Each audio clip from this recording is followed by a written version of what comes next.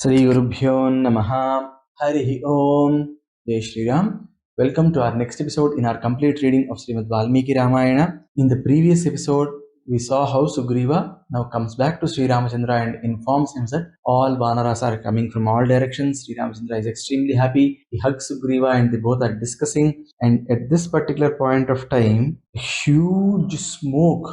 It was not even smoke, it was dust. And it was covering the entire sky. Such huge dust. And all the animals, every being in the world was suddenly getting terrified by looking at such huge dust that has come.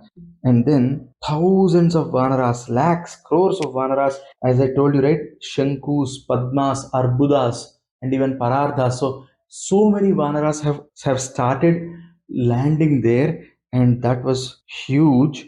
And now these Vanaras were in different colors. Some of them were red in color. They were resembling the sunrise on a day. So the way it looks at sunrise, those Vanaras were like that, in that particular color. And then some Vanaras were completely white. Some Vanaras were in the color of lotus. Like this, these Vanaras were in different colors. And now I am talking about each of the Vanara heads who has come to see Sugriva along with their individual armies. These are all chiefs under Sugriva. They're all like vassal kings of Sugriva. And yes, let us see each of these Vanaras over here. The first one is Shatabali, and he came there with 1 lakh crore Vanaras. And then the next man is Tara's father. His name is Sushena, and he came up with thousands of crores of Vanaras under his command. Then Sugriva's father-in-law, Ruma's father, he also came up with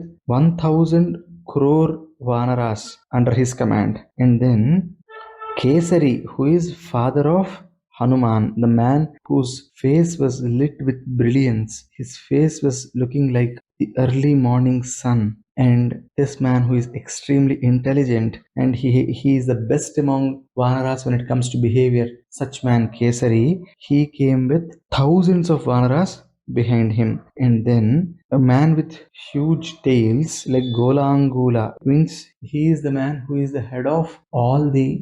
You see these monkeys with a black face, right? So the man who was heading those, that man, his name is Gavaksha, and he came with an army of 1000 crore Vanaras. And then Dhumra, he came with 2000 crore Bhallukas or bears under his command. And then we have this king called Panasa or Panasu. He is like a commander in chief of 3 crore Vanaras, and he came with them. And then Neela, chief of staff or the commander in chief of the entire Vanara army, he has his own strength of 10 crore Vanaras with whom he came. And then Gavaya, he is also another Senanayaka. He came there with 5 crore Vanaras. And then a Vanara head called Darimukha, he came with 1000 crore Vanaras. And then Gaja, he came with 3 crore Vanaras. Okay, and then Mainda and Dvida, who are the sons of Ashwini Devadas, they came with 1000 crore Vanaras each.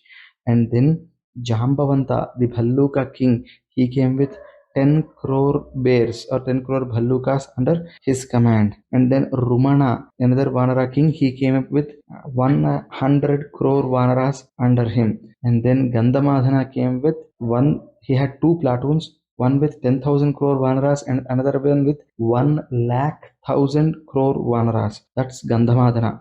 Okay, and then Angada, he came with 1000 Padmas and 100 Shankus of Vanaras. And then a hero called Tara, you can call him Tara or Taru, and he came with 5 crore Vanaras with him. And then one Vanara, his name is Indrajanu, he came up with 1100 crore Vanaras under his command. And then Rambha, his name is another king called Rambha, he came with 1 Ayata, 1 Sahasra and 1 Seta Vanaras with him. And then Durmukha came with 2 crore Vanaras. And then Hanuman, he came up with 1000 crore Vanaras with him. They came from Kailasa.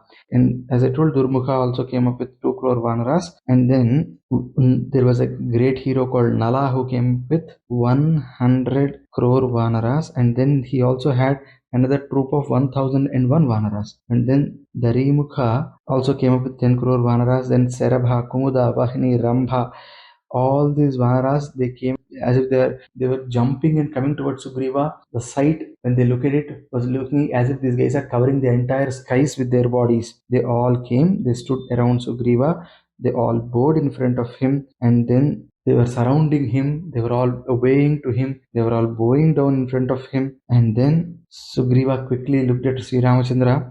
And then he quickly moved towards them and he said, "Oh Vanaras, now you know your hierarchies, you know where you need to go. For your hierarchies and for your places, go. You have traveled for a long distance. Go near the wonderful, huge lakes that we have here. Go near them and also have some food, drink some water, and put your armies in a proper order so that Sri Ramachandra would come near you and would understand your strengths." Okay, this is the order Sugriva gave. Now he is turning back to Sri Ramachandra. What would he talk to Sri Ramachandra? How would Sri Ramachandra look at this vast army of Vanaras? Well, that's a very, very interesting topic. And the episodes that are coming from now on, we would see the Bhaugolika Jnana, or the geography, the geographical knowledge of Sugriva. Well, why does he know all these Vanaras, where they are living, and how does Sugriva know about all the nooks and corners of the world? That with Sri Ramachandra's Nirhetuka Krupakataksha Vikshana, we would try to see that in our next episode. Sarve bhavantu sukhinah, sarve santu niramaya, sarve bhadrani pasyantu, ma kaschid dukkha bhag bhavet. Sarvam Sri Sai Smrha Swami Charanarvinda Arpanamastu. Swasti. Jai Shri Ram.